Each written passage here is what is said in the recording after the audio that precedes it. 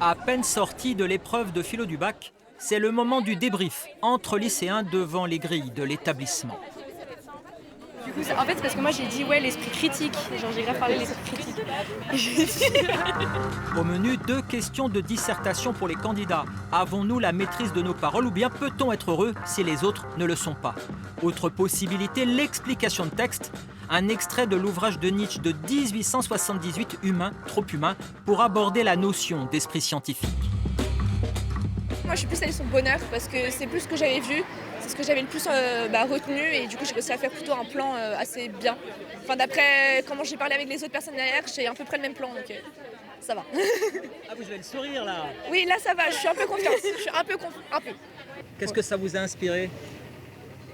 Je sais plus trop, mais ça m'a pas beaucoup inspiré. J'ai fait ce que je pouvais avec ce que je savais, quoi. Voilà, Vous êtes déçu?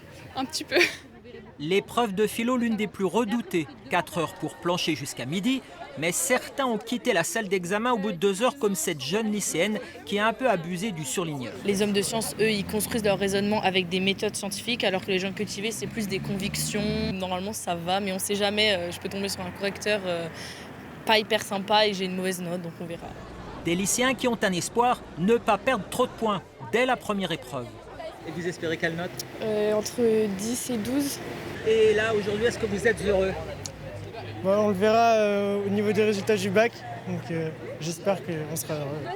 Bonne ou mauvaise nouvelle, le contrôle continu va compter pour 40% de la note finale du bac. Les résultats seront connus le 7 juillet.